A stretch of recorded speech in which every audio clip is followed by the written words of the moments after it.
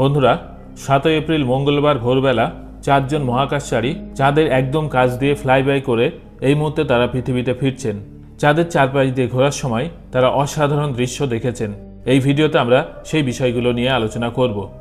এছাড়াও তারা যখন চাঁদের চারপাশে ফ্লাইবাই করছিলেন সেই ভিডিও আমরা দেখব, তাহলে আপনারা এই মিশন সম্পর্কে আরও ভালোভাবে বুঝতে পারবেন। এছাড়াও আমরা হাই রেজলিউশন ছবি নিয়ে কথা বলবো, যেগুলো দেখলে আপনারা অবাক হয়ে যাবেন এবং সেটা কীভাবে তোলা হয়েছে সেটাও আপনাদের দেখাবো। আর লাইভ ট্র্যাকিং করে দেখব এই মুহূর্তে তারা কোথায় আছেন এবং কবে পৃথিবীতে ফিরবেন। তাহলে চলুন আমরা প্রথমে ছবি দিয়ে শুরু করি, তারপরে ধীরে ধীরে অন্য পার্টগুলো দেখব।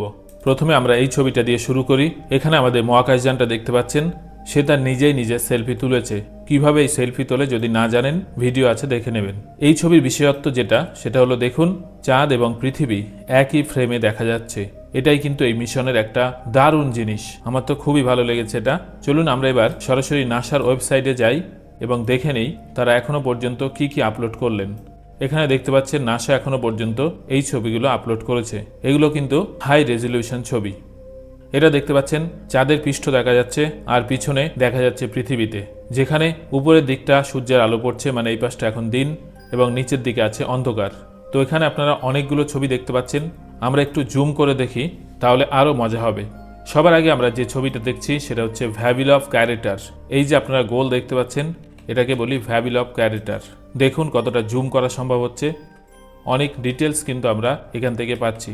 আপনাদের মধ্যে অনেকেই প্রশ্ন করেন যে এই গর্তগুলো কিভাবে সৃষ্টি হয়।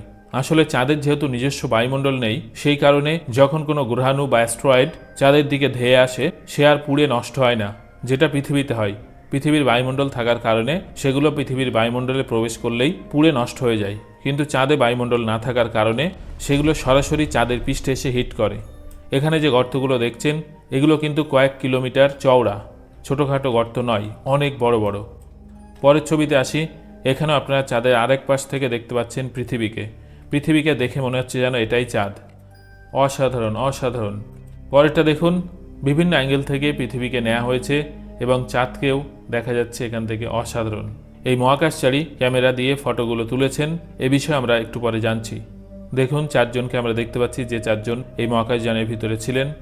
একটা ছবির ডিটেলস আমরা যখন চেক করি তখন পাই যে এটা নিকন D5 ক্যামেরা দিয়ে তোলা, এবং এখানে আপনারা অ্যাপারচার ভ্যালু, এক্সপোজার, আইএসও এবং কত মিলিমিটার লেন্স, যেটা এখানে দেখা যাচ্ছে 400 মিলিমিটার লেন্স দিয়ে তোলা। তো সেই ক্যামেরাটা আপনারা দেখুন, এই সেই ক্যামেরা যেটা দিয়ে এই ছবিগুলো ক্যাপচার করা, এবং এটা সেই লেন্স 400 মিলিমিটার। তো অনেকে যারা বলেন যে এই ছবিগুলো ফেক অথবা তারা চাঁদে যায়নি, নাসার এগুলো ষড়যন্ত্র, তাদের তো আমাদের কিছু বলার নেই।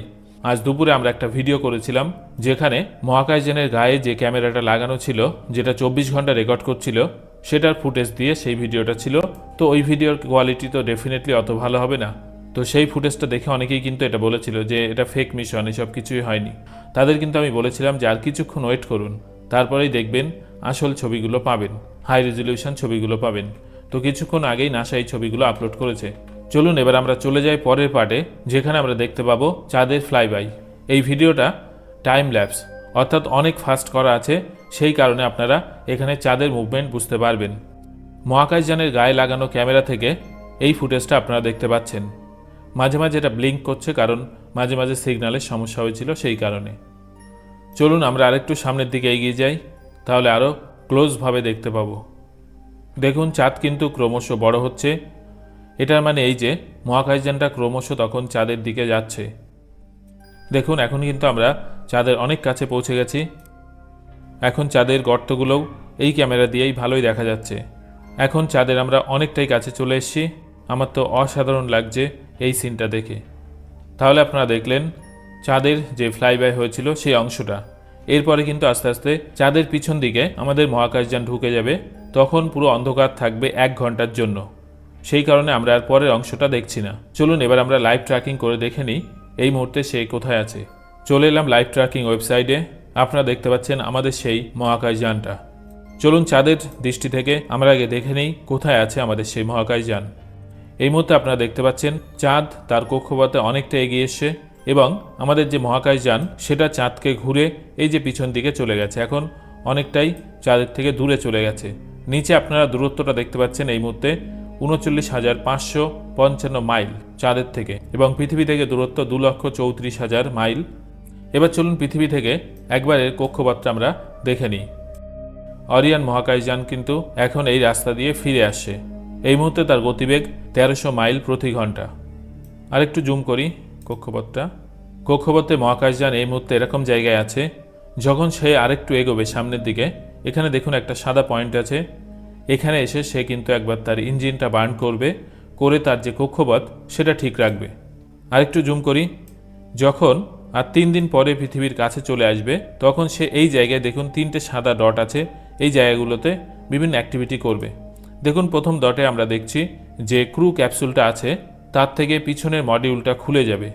পরের পয়েন্টে দেখুন এই জায়গায় এসে 25,000 মাইল প্রতি ঘন্টা গতিবেগে আমাদের সেই ক্যাপসুলটা পৃথিবীর বায়ুমণ্ডলে প্রবেশ করবে।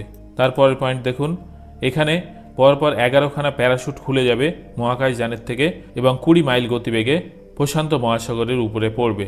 তারপরে সেখান থেকে মহাকাশচারীদের উদ্ধার করা হবে। মহাকাশযানের সাপেক্ষে চাঁদ এবং পৃথিবী কোথায় আছে সেটা একবার দেখে নিই। দেখুন এই যে দেখা যাচ্ছে পৃথিবী, এখন কিন্তু পৃথিবী থেকে যেহেতু অনেকটা দূরে আছে, সেই জন্য পৃথিবীকে অনেকটাই ছোট দেখতে পাচ্ছি। চাঁদকে আমরা খুঁজে চলেছি, এই যে পেয়ে গেছি। দেখুন চাঁদ কিন্তু এখন অনেকটাই ছোট হয়ে গেছে। কালকে আমরা দেখছিলাম যে চাঁদ অনেক বড় দেখাচ্ছে এখান থেকে, কিন্তু এখন দূরত্বটা অনেক বেড়ে গেছে, সেই কারণে ছোট হয়ে গেছে। এই ভিডিওটা আমরা এখানেই শেষ করছি। আরও আপডেট নিয়ে পরবর্তীতে আসছি, সঙ্গে থাকুন।